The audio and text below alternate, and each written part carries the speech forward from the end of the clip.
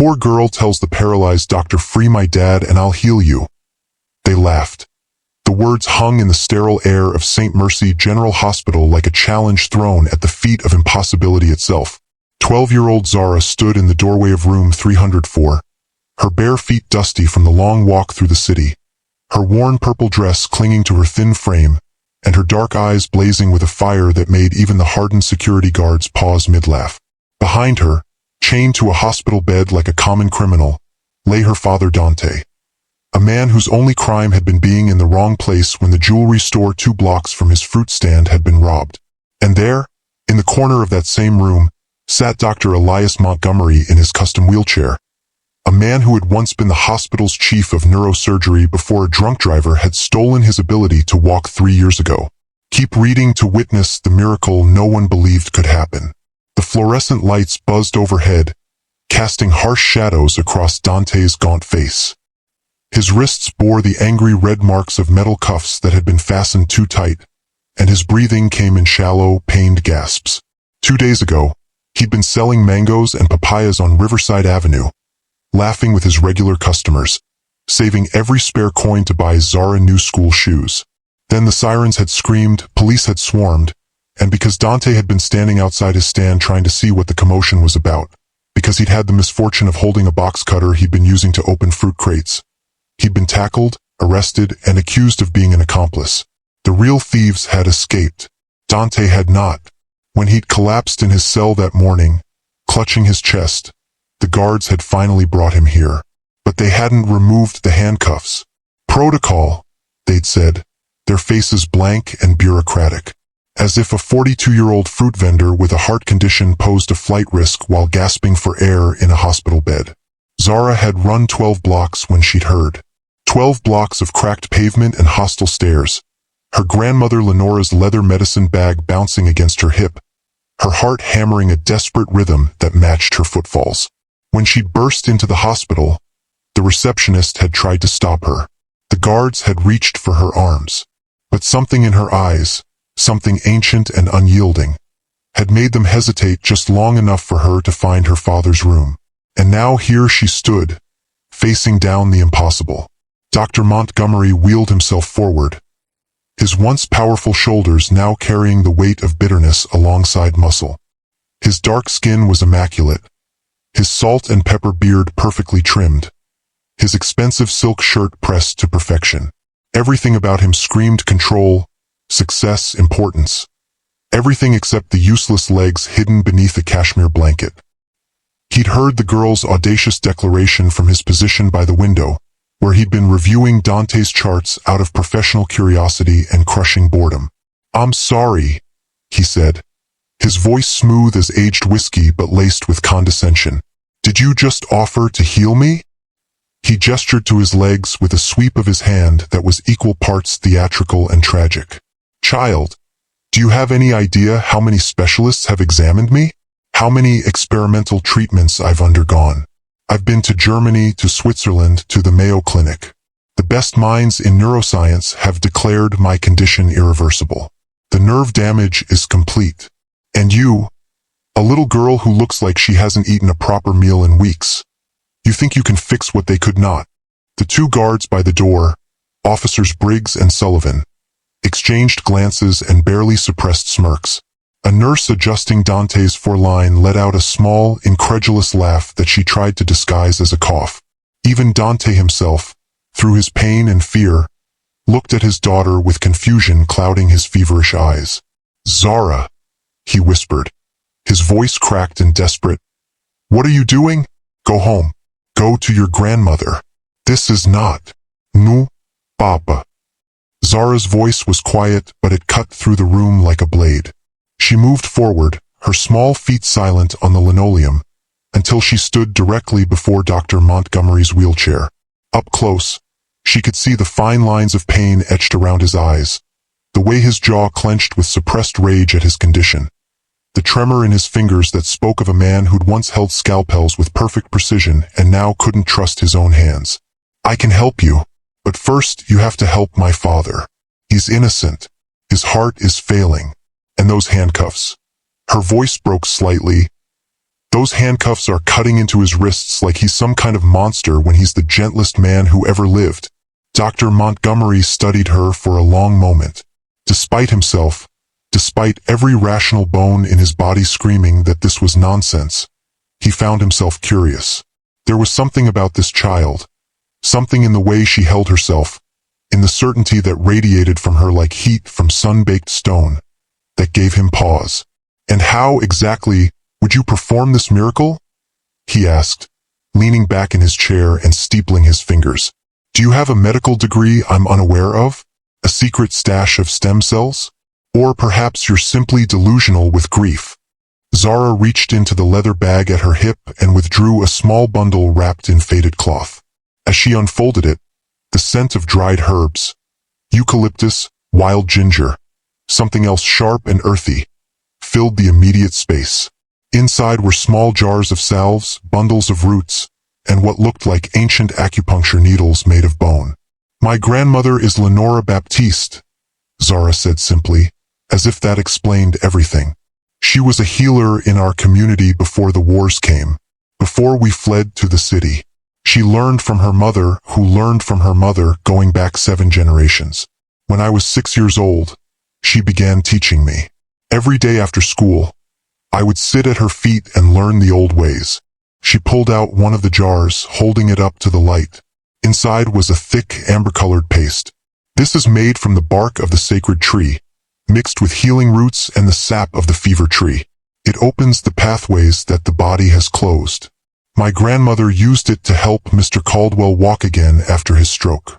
She used it on Mrs. Ramirez when the doctors said her arthritis would cripple her forever." Anecdotes and folklore. Dr. Montgomery scoffed, but his eyes betrayed a flicker of something. Hope, perhaps, or just the desperate wish to believe. The human body doesn't have pathways that can be magically opened by tree bark and ginger root. We have nerves, synapses, neural connections. When those are severed, they're not always severed, Zara interrupted, her voice gaining strength. Sometimes they're just sleeping. Sometimes the body forgets how to speak to itself. The modern medicine looks at the broken parts, but the old medicine looks at the whole person. My grandmother taught me that healing isn't just about fixing what's damaged. It's about reminding the body what it once knew how to do. The room had gone silent. Even Officer Briggs had stopped scrolling through his phone. The nurse stood frozen, the 4-bag forgotten in her hand. And Dante, despite his pain, was watching his daughter with an expression of mixed pride and terror. Dr. Montgomery felt something dangerous unfurling in his chest. Something he'd locked away the day he'd accepted that he would never walk again. It felt like hope, and it terrified him because hope, in his experience, only led to crushing disappointment. "Even if I believed you," he said slowly, "which I don't, I have no authority to release your father. That's a matter for the police, the courts. You have a phone." Zara pointed to the expensive smartphone on the small table beside his wheelchair. "You have a voice. You're Dr. Elias Montgomery. Everyone in the city knows your name.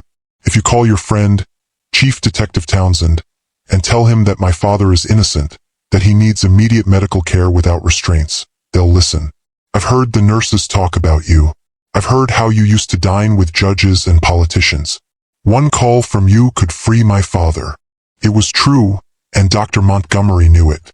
Before his accident, he'd been a fixture in the city's elite circles. He still had connections, favors he could call in. But why should he? For what? A child's fairy tale? A desperate girl's impossible promise? He looked at Dante again, really looked at him. The man's lips were turning blue. His breathing had become even more labored in just the past few minutes. Whatever was happening with his heart, it was getting worse.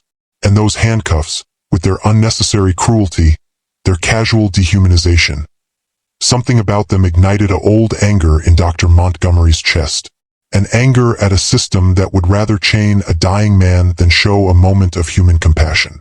"If I make this call," he heard himself saying, "and if your father is freed and treated, what then? You'll perform your little ceremony, and when it inevitably fails, what happens to you? To your grandmother? Do you understand that practicing medicine without a license is illegal? that you could face serious consequences. Zara's eyes met his, and in that moment, Dr. Montgomery saw something that shook him to his core. This child wasn't naive. She wasn't some foolish little girl playing at magic.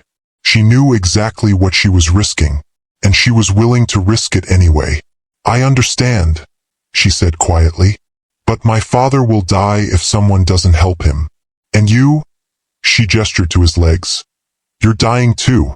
Maybe not your body, but your soul. I can see it in your eyes. You've given up. You think because your legs don't work, your life is over. But it's not. I can prove that to you. Just give me a chance." The silence stretched out like a wire pulled taut, ready to snap. Then, with movements that felt like they belonged to someone else, Dr. Montgomery reached for his phone. His fingers trembled as he scrolled through his contacts, found the name he needed, and pressed call. "Townsend," he said when the chief detective answered, his voice carrying the commanding tone he'd once used in operating rooms. "It's Elias. I need you to do something for me, and I need you to do it now. If you've ever doubted the power of one brave soul standing up against impossible odds, keep reading, because what happened next would shake everyone in that room to their very core." 20 minutes later, a different kind of tension filled room 304. The handcuffs had been removed from Dante's wrists, leaving behind angry purple welts that Zara immediately began treating with a cooling salve from her grandmother's bag. A proper cardiologist, Dr. Simone Laurent, had been called in and was now adjusting Dante's medications, her efficient hands working quickly to stabilize his condition. Officers Briggs and Sullivan remained, but now they stood in the corner like unwilling witnesses to something they didn't understand, their earlier smugness replaced by uncomfortable curiosity. And Dr. Montgomery sat in his wheelchair by the window, watching it all unfold, wondering what demon of impulse had possessed him to make that call. Chief Detective Townsend had been surprised but, ultimately, had trusted Elias's judgment. "If you say the man's innocent, Elias, I believe you," he'd said. "We'll investigate properly. And in the meantime, he's a patient, not a prisoner. Those cuffs should never have stayed on." Now, as Zara finished wrapping her father's wrists in soft bandages infused with something that smelled like honey and chamomile, Dante was breathing easier. The medication was working. The oxygen helped. But more than that, Zara could see the relief flooding through him like a dam breaking. The relief of being treated like a human being again, of having his daughter beside him, of hope, however fragile, returning to his eyes. "Thank you," Dante whispered to Dr. Montgomery, tears streaming down his weathered cheeks. "Thank you for believing her. Thank you for seeing me." Dr. Montgomery nodded stiffly, uncomfortable with the gratitude, uncomfortable with the weight of what he'd done. And now, he realized, the child would expect him to hold up his end of this bizarre bargain. Zara turned to face him, her small hands clasped in front of her, her expression solemn. "Are you ready?" she asked. Every rational cell in his brain screamed at him to say no, to call this whole thing off, to dismiss her as kindly as possible and return to his comfortable, miserable existence. But something, perhaps the same impulse that had made him a surgeon in the first place, that drive to heal, to help, to push beyond the boundaries of what seemed possible, made him nod. "I suppose I am," he said, surprising himself. "Though I want to be clear, I don't believe in miracles. I don't believe in magic. I'm only agreeing to this because you kept your word about helping my father, and because I'm curious to see what your grandmother actually taught you. But I expect nothing." "Expecting nothing is fine," Zara said with a small smile. "The healing doesn't need your belief. It only needs your permission." She approached him, and Dr. Montgomery was struck by how small she really was, barely tall enough to reach his shoulder even as he sat. Yet she moved with the confidence of someone 3 times her age, someone who had performed this ritual 100 times before. "First, I need to understand your injury," she said, her voice taking on a clinical quality that reminded him eerily of his younger self. "Where were you hurt? What do the doctors say happened?" Dr. Montgomery found himself answering, falling into the familiar pattern of medical consultation. "Spinal cord injury, lumbar region. L2 and L3 vertebrae were crushed in the accident. The surgeons did what they could, stabilized the spine, removed bone fragments, but the damage to the neural tissue was extensive. I have no sensation below my waist, no motor control. The official diagnosis is complete paraplegia with no hope of recovery. Zara nodded, processing this information. Then she did something unexpected. She knelt on the floor beside his wheelchair and placed both her small hands on his knees. Through the cashmere blanket, through the expensive slacks he wore, her touch was surprisingly warm. "Close your eyes," she instructed. "I will not. Please." Her voice was gentle but firm. "If you're going to let me try, then let me try properly. Close your eyes and breathe. Just breathe." Against every instinct, Dr. Montgomery closed his eyes. The room around him faded. The beeping of Dante's heart monitor, the whispered conversation between the two officers, the rustle of Dr. Laurent checking charts. All of it became background noise as Zara began to speak in a language he didn't recognize. It sounded ancient, rhythmic, like a chant passed down through generations. Her hands moved from his knees down to his calves, her fingers pressing through the fabric with surprising strength. She was feeling for something, searching, her touch methodical and purposeful. Then she stopped, her hands resting just above his ankles. "Here," she whispered. "This is where the river stopped flowing." Dr. Montgomery wanted to scoff at the metaphor, but the words died on his lips because in that moment he felt something. Not pain, not exactly sensation, but a kind of awareness, as if his body was remembering very faintly that there was something below his waist, that those legs had once belonged to him. Zara opened her grandmother's bag and withdrew the jar of amber paste. The scent that rose from it when she unscrewed the lid was overwhelming, medicinal and wild, earthy and sharp. She scooped out a generous amount and, with Dr. Montgomery's reluctant permission, rolled up his pant legs to expose his calves. The skin there was pale, unmarked by sun, the muscles atrophied from 3 years of disuse. Zara didn't flinch at the sight.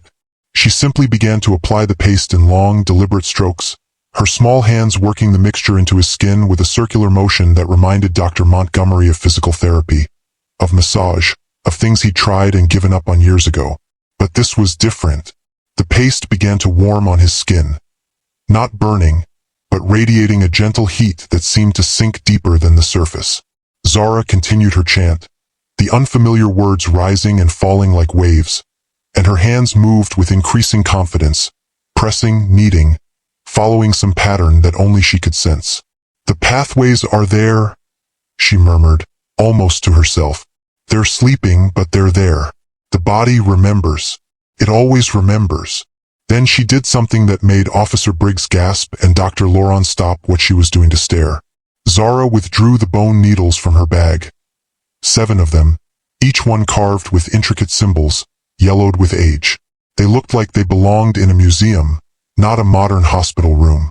"These have been in my family for 200 years, Zara explained, holding them up to the light. "My grandmother's great-great-grandmother made them from the bones of a sacred deer. They're used to wake up the sleeping places, to remind the body of its own power." "Absolutely not," Dr. Montgomery said, his eyes snapping open. "You are not going to stick those unsanitary. They've been blessed and cleaned," Zara interrupted calmly. "My grandmother sterilizes them with fire and sacred oils before every use. They carry no disease, only intention. And you said you would give me a chance." Dr. Montgomery looked around the room, seeking support, but found only curious faces staring back at him. Even Dr. Laurent seemed intrigued rather than alarmed. "I'll monitor his vitals," she offered quietly. "If anything goes wrong, we stop immediately." Trapped by his own agreement, by his own desperate curiosity, Dr. Montgomery nodded. "Fine. But if I feel any pain—" "You won't feel pain," Zara assured him. "You might feel other things, strange things, but not pain." She positioned the first needle just above his right knee, her fingers finding a spot with the precision of an acupuncturist. When she pressed the bone tip into his skin, Dr. Montgomery felt nothing. Of course he felt nothing, he had no sensation there. But something else happened. The warmth from the paste seemed to intensify, to focus, to travel along a path he couldn't see but could somehow sense. Zara placed the second needle, then the third. Each one created another point of focused energy, another pathway opening. She worked in silence now, her chant having faded to barely audible whispers, her young face a mask of concentration. Sweat beaded on her forehead despite the air-conditioned coolness of the room. Dr. Montgomery watched her, watched his own legs, watched the monitors tracking his vitals. His heart rate had increased slightly, but nothing alarming. His blood pressure was stable. And yet something was happening, something he couldn't explain and didn't want to acknowledge because acknowledging it meant admitting that perhaps, just perhaps, there were things in this world that medical science couldn't explain. The seventh and final needle went in just above his left ankle, completing some circuit that Zara had been building. She sat back on her heels, breathing heavily, her hands trembling from exertion. For a moment nothing happened. The room held its breath. Then Dr. Montgomery felt it. A tingling. Faint, distant, like a radio signal from far away, but unmistakable. In his right foot, in his toes. Sensation where there had been nothing but void for 3 years. His breath caught. His hands gripped the armrests of his wheelchair so hard his knuckles went white. He started to say, but couldn't finish because the sensation was growing stronger, spreading up from his feet to his ankles. A pins and needles feeling that would have been uncomfortable if it hadn't been so impossibly wonderful. "Don't fight it," Zara whispered, her eyes closed, her hands hovering over his legs as if she could feel the energy moving through them. "Let the river flow. Let your body remember." The tingling became warmth. The warmth became awareness. And the awareness became something Dr. Montgomery had forgotten existed. The ability to feel his own legs as part of himself, connected, whole, alive. Tears began streaming down his face without his permission. He tried to speak, to say something medical and rational, but all that came out was a choked sob. Because his toes were moving. He wasn't imagining it. He was moving his toes. Officer Sullivan's phone clattered to the floor. Forgotten. Dr. Lawrence's hand flew to her mouth. Even Dante, weak as he was, raised himself slightly on his elbows to see better. "The needles can come out now," Zara said softly. She removed them one by one, wiping each carefully on a clean cloth before returning them to her bag. The warmth remained. The sensation remained. And when she helped Dr. Montgomery, or rather, when she stood beside him offering support that he barely needed, to roll up his pant legs fully, they could all see it. His calf muscles were twitching, responding to neural signals they hadn't received in years. "Try to stand," Zara said, and there was something in her voice. Not command, not suggestion, but invitation. "Your body knows how. It's just forgotten that it knows. Remind it." Dr. Montgomery looked at his legs, at the wheelchair that had been his prison for 3 years, at the impossible little girl who had somehow, impossibly, given him back something he thought he'd lost forever. He thought of all the specialists who'd told him it couldn't be done. All the experimental treatments that had failed. All the nights he'd spent staring at the ceiling, hating his useless body, wishing for death because living seemed too cruel. And he thought, what if this child, this inheritor of ancient knowledge, this keeper of wisdom that modern medicine had dismissed and forgotten, what if she'd actually done it? His hands moved to the armrests. His core engaged, that much still worked, had always worked. And then, with a tremendous effort of will and muscle memory and sheer desperate hope, Dr. Elias Montgomery pushed himself up. His legs shook. His knees threatened to buckle. Every muscle screamed in protest after years of atrophy and disuse. But they held. They held. He was standing. The room erupted. Officer Briggs actually shouted in amazement. Dr. Loron rushed forward, her medical instincts warring with her sense of wonder, ready to catch him if he fell. Dante was openly weeping, his hand reaching out toward Zara as if to confirm she was real, that this was really happening. And Dr. Montgomery stood there, trembling, tears streaming down his face, his legs bearing his weight for the first time in 3 years. It wasn't perfect. His right leg was stronger than his left. His balance was terrible. Every muscle fiber felt like it was on fire. But he was standing. "I don't," he gasped, his voice breaking. I don't understand. This isn't possible. The nerve damage was complete. I saw the scans. I read the reports.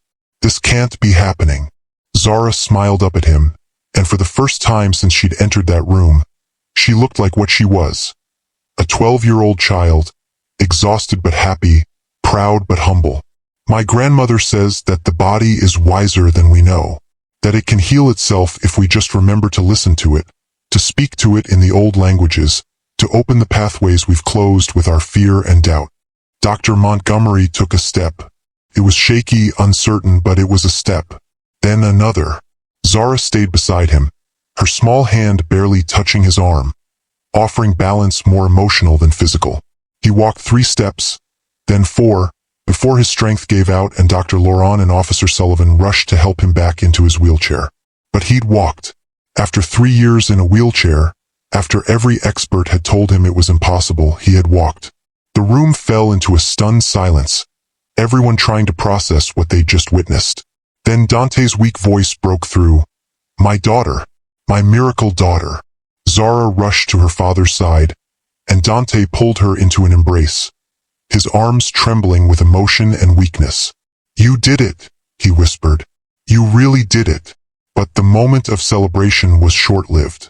The door to room 304 burst open, and 3 new figures entered.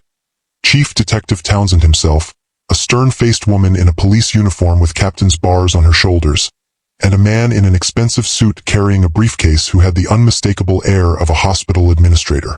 What exactly is going on in here? The woman, Captain Reeves, demanded, her sharp eyes taking in the scene. Dr. Montgomery in his wheelchair with rolled-up pant legs covered in some kind of paste, a small girl with ancient needles visible in her open bag, and a room full of people who looked like they'd just witnessed something supernatural.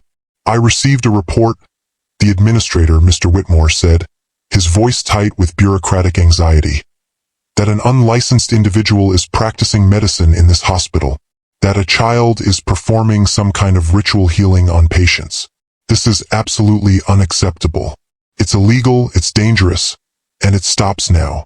If you think this story is about to end with the system crushing hope and wonder, you're about to discover just how wrong you are.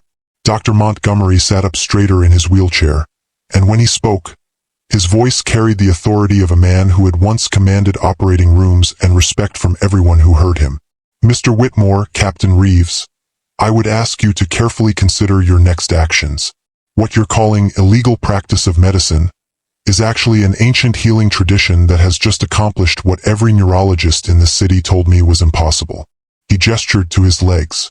3 years ago, I was told I would never walk again. 30 minutes ago, this child, Zara, performed a treatment using her grandmother's traditional healing methods, and I stood. I walked. There are 4 witnesses in this room who will testify to that fact, including Dr. Laurent, who is a licensed physician and can confirm that what happened here defies conventional medical explanation. Captain Reeves's expression flickered with uncertainty. You're saying this girl healed you? That's impossible. I would have said the same thing an hour ago, Dr. Montgomery replied. I'm a man of science, Captain.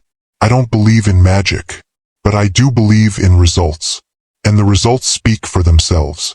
Mr. Whitmore sputtered, his face reddening. Regardless of the alleged outcomes, this hospital has protocols, regulations.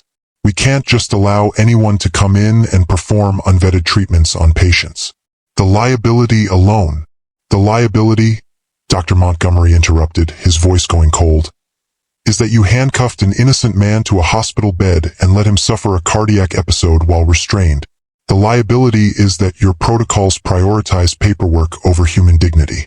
Don't talk to me about regulations when this hospital was perfectly willing to let Dante die in chains because it was more convenient than making a phone call.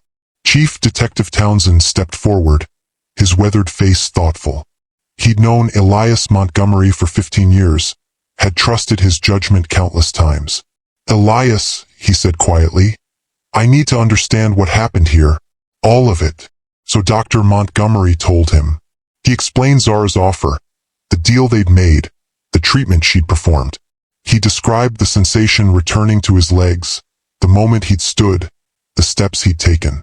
And as he spoke, he watched the skepticism in Townsend's eyes battle with something else. The evidence of his own senses, the testimony of multiple witnesses, the unmistakable emotion in Elias's voice. "Show me," Townsend said finally. "Show me you can move your legs." Dr. Montgomery looked at Zara, who nodded encouragingly. Then, with everyone watching, he focused on his right foot. Slowly, deliberately, he flexed his ankle. His toes curled, his calf muscle engaged. Small movements, but movements nonetheless, movements that had been impossible an hour ago. The room went silent. Captain Reeves's stern expression cracked. Mr. Whitmore's briefcase slipped from his fingers and hit the floor with a dull thud. "This is not possible," the administrator whispered. "The medical records show complete paraplegia. This is not possible." "And yet," Dr. Montgomery said softly, "here we are." Zara, who had been quiet during this confrontation, finally spoke up. Her voice was small, but it carried a dignity that made everyone turn to listen. "I didn't do anything wrong. I helped someone who was suffering. That's what my grandmother taught me. That healing is a sacred duty, that we use our gifts to ease pain and restore hope. My father was innocent and dying in handcuffs. Dr. Montgomery couldn't walk. I had the knowledge to help them both, and I did. If that's a crime, then I'm guilty. But I won't apologize for it." Captain Reeves studied the girl for a long moment, and something in her expression softened. "How old are you, child?" "12, Mum." 12. The captain shook her head slowly. "And you learned this from your grandmother?" "Yes, ma'am. She's been teaching me since I was 6. The old ways, the traditional healing. She says every generation has to pass it down or it gets lost forever. She says in the old days, before we forgot, our people knew how to heal themselves. She's trying to preserve that knowledge." Chief Detective Townsend exchanged a glance with Captain Reeves. Both of them were thinking the same thing. This was beyond their pay grade, beyond their understanding, beyond the simple categories of legal and illegal that usually govern their work. "What's your grandmother's name?" Townsend asked. "Lenora Baptiste." Townsend's eyes widened. "Lenora Baptiste? The healer from the Riverside district." Zara nodded, surprised. "You know her?" "Know of her," Townsend corrected. "My mother went to her last year when the doctors couldn't help with her back pain. She came home walking straighter than she had in a decade, talking about this old woman who had hands like magic and wisdom like the ancestors themselves." He paused, thinking, if Lenora Baptiste trained you, then this isn't some street charlatan making wild claims. This is legitimate traditional healing. Mr. Whitmore started to protest, but Captain Reeves held up her hand. "Enough. I'm not going to arrest a 12-year-old for helping people, especially when we have multiple witnesses, including a respected physician, testifying that her treatment worked. As for the protocols and regulations, Mr. Whitmore, I suggest you take that up with your hospital board. My concern is the law, and the law in the city still protects traditional healing practices as long as they don't cause harm." She turned to Zara, her expression stern but not unkind. "But you need to understand, child, that what you did here is complicated. Modern medicine and traditional healing don't always see eye to eye. You can't just walk into hospitals and treat patients without permission. Do you understand?" "I understand, ma'am," Zara said quietly. "But I also understand that sometimes, when people are suffering, someone has to be brave enough to help, even if it's complicated." The captain's lips twitched in what might have been the beginning of a smile. "Indeed." She looked at Dante, still weak but improving in his bed. "As for you, Mr. Dante, I've reviewed the arrest report. The evidence was circumstantial at best. We have security footage that shows you were at your fruit stand when the robbery occurred. The box cutter was a work tool, not a weapon. You're free to go once the doctors clear you medically. My apologies for the excessive use of restraints." Dante could barely speak through his tears. "Thank you. Thank you." Chief Detective Townsend nodded to Dr. Montgomery. "Elias, you'll need to document what happened here. For the medical records, for the investigation. This is extraordinary, and it needs to be recorded properly." "I will," Dr. Montgomery promised. though I suspect my colleagues will think I've lost my mind when they read my report. Perhaps, Townsend said with a slight smile. Or perhaps some of them will be curious enough to learn something new. As the officials began to file out, Mr. Whitmore lingering with obvious reluctance, Dr. Loron approached Zara. "I'd like to learn more about your grandmother's methods," she said softly. "I'm a cardiologist, but I've always believed that Western medicine doesn't have all the answers. Would she be willing to meet with me? To share her knowledge?" Zara's face brightened. "She would love that. She's always saying that healing shouldn't be a competition between old and new, that we should learn from each other." Dr. Loron smiled and pressed a business card into Zara's hand. "Have her call me, please." As the room finally emptied of officials and extra staff, leaving just Zara, Dante, Dr. Montgomery, and Dr. Loron, a different kind of quiet settled over the space. It was the quiet of aftermath, of processing, of trying to understand what had just transpired. Dr. Montgomery sat in his wheelchair, staring at his legs. The paste had dried on his skin, leaving a faint amber residue. The warmth had faded to a gentle glow, but the sensation remained, that impossible, wonderful awareness that his legs were his again, that the neural pathways everyone had declared dead were somehow, miraculously waking up. "This will fade, won't it?" he asked Zara, his voice heavy with the fear of losing this gift as quickly as he'd gained it. "This is temporary. The sensation will disappear and I'll be back where I started." Zara came to stand beside him, her small hand resting on his shoulder. "It won't fade if you don't let it. The healing has begun, but it needs care. You'll need to come see my grandmother. She'll teach you exercises, give you more of the paste, show you how to keep the pathways open. The body wants to heal itself, Dr. Montgomery, but it needs help remembering how. This is just the beginning." "The beginning," he repeated, and for the first time in 3 years, the word didn't sound like a lie. Over the next 3 hours, as Dante's condition stabilized completely and Dr. Loron declared him ready to go home with proper rest and medication, Zara sat with Dr. Montgomery and told him everything her grandmother had taught her. She explained the philosophy behind the traditional healing, how it viewed the body not as a machine with broken parts but as a living system that could be coaxed back into balance. She described the herbs and their properties, the meanings behind the chants, the purpose of each needle placement. Dr. Montgomery listened with the hunger of a man who had spent his entire life learning and had suddenly discovered an entire library of knowledge he'd never known existed. He asked questions, medical, scientific questions, and was surprised to find that Zara could answer many of them, translating the traditional wisdom into terms he could understand. "The pathways we talk about," she explained, "they're not so different from your neural pathways. We understand them differently. We see them as rivers of energy that can be blocked or flowing. You see them as electrical signals and chemical reactions. But maybe we're describing the same thing in different languages. Maybe," Dr. Montgomery agreed, his mind racing with possibilities. "Maybe traditional knowledge and modern science aren't opposites. Maybe they're two pieces of the same puzzle."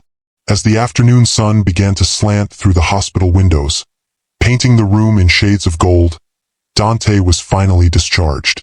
Zara helped her father into the wheelchair that the nurses had brought, a wheelchair that Dr. Montgomery no longer needed, at least not in the same way. The cuffs were gone, the accusations were dropped, and most importantly, the crushing weight of injustice had been lifted.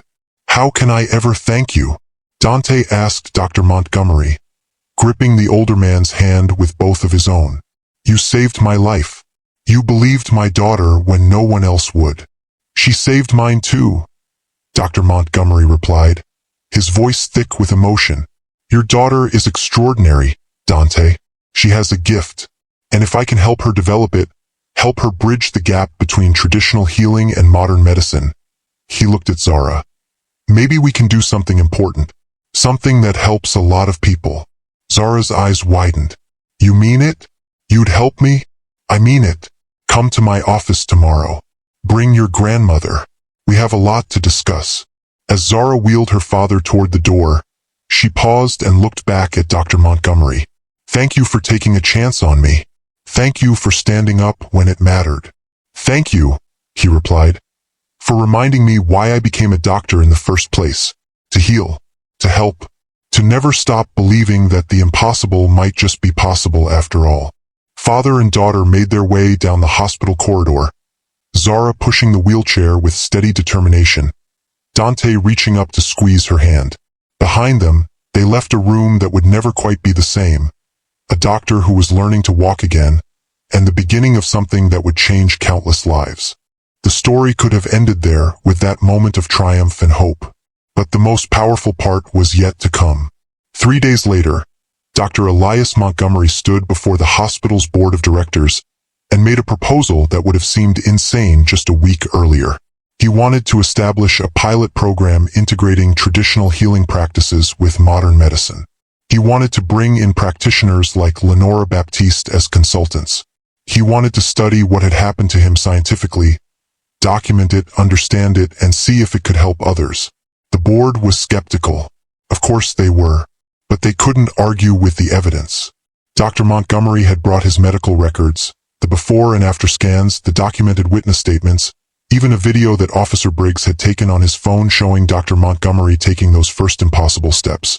"Gentlemen, ladies," Dr. Montgomery had said, actually standing before them, using a cane for balance but standing nonetheless, "we have an opportunity to be pioneers, to acknowledge that healing comes in many forms, from many traditions. Yes, it's unconventional. Yes, it challenges everything we think we know. But isn't that what medicine is supposed to do? Push boundaries? Explore possibilities? Heal people who thought they were beyond healing?" After 3 hours of debate, they approved a limited trial program. 6 months, 10 patients, supervised integration of traditional healing methods with conventional treatment. It wasn't everything Dr. Montgomery had hoped for, but it was a beginning. Zara and her grandmother Lenora became the first traditional healers officially recognized by St. Mercy General Hospital. It made the news, local at first, then national, then international. "Ancient wisdom meets modern medicine," the headlines read. "Traditional healer helps paralyzed doctor walk again." The attention was overwhelming. Zara's quiet life changed overnight. But through it all, she remained the same brave, humble girl who had walked into that hospital room and refused to accept that some things were impossible. Her father Dante recovered fully. He returned to his fruit stand on Riverside Avenue, but now his regular customers came not just for mangoes and papayas, but to hear the story of his daughter's courage, of how she had faced down authority and doubt and impossible odds to save him. And Dr. Montgomery? 6 months after that fateful day, he walked into his first surgery in 3 years. His legs weren't perfect, they never would be. The nerve damage had been too extensive, the atrophy too severe. But with ongoing treatment from Lenora, with daily exercises and the sacred paste and his own stubborn determination, he had regained enough function to stand for hours at a time, to walk without assistance, to return to the work he loved. The pilot program exceeded every expectation. Traditional healing didn't work for everyone. Lenora was the first to admit that some injuries were beyond even the old ways. But for some patients, those who had been told they were out of options, it made the difference between despair and hope. Other hospitals began to take notice. Other healers came forward, sharing knowledge that had been passed down through generations, wisdom that had been dismissed or ignored by modern medicine. A dialogue began, tentative, sometimes contentious, but real, between two worlds of healing that had been separate for too long. If the story moved you, share it and inspire someone today. Because the truth is, miracles don't just happen. They're made by ordinary people with extraordinary courage, by those brave enough to stand up when everyone else sits down, by those willing to believe that the impossible might just be one act of faith away.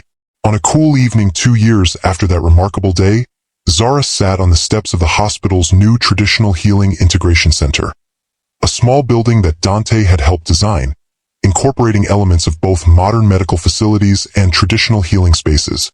She was 14 now, taller, but still carrying her grandmother's leather medicine bag, still learning, still growing into the healer she was meant to be. Dr. Montgomery joined her, walking with only a slight limp now, his cane more habit than necessity. "I have something to tell you," he said, settling onto the step beside her. "The medical journal published our case study. Your grandmother's treatment protocol is now in the official literature. Other doctors are studying it. Some are even trying to replicate it. Zara smiled. Grandmother will be pleased. But you know what she'll say. What's that? That it was never about proving anything to anyone. It was always just about helping people heal. Dr. Montgomery laughed. That deep, genuine laugh he'd thought he'd lost forever. Your grandmother is a wise woman. They sat in comfortable silence, watching the sun set over the city, painting the sky in shades of amber and gold. Colors that reminded Zara of the healing paste, of the moment everything had changed, of the day she'd walked into a hospital room and refused to accept impossible as an answer. Do you ever think about that day? Dr. Montgomery asked. About how terrifying it must have been. You were just a child, facing down doctors and police and hospital administrators, risking everything. I think about it sometimes, Zara admitted. But I also think about what my grandmother told me that morning, before I left to find you. She said that courage isn't about not being afraid. It's about loving someone so much that your love becomes bigger than your fear. She's right, Dr. Montgomery said quietly. She's absolutely right. Inside the center, lights were beginning to come on. Through the windows, they could see Lenora preparing her healing room for the evening's patients. Her ancient hands still steady, still sure, still carrying forward the wisdom of 7 generations. And beside her, learning, watching, absorbing every detail, were 3 medical students from the hospital. Young doctors who wanted to understand this old magic, this sacred science, this bridge between worlds. Zara stood, brushing off her dress. A new one now, purple still, but clean and whole. I should go help grandmother. She has 5 patients tonight. And I have a surgery in the morning, Dr. Montgomery said, rising with her. A spinal fusion. Routine, but the patient is scared. I thought I might mention that miracles happen in this hospital.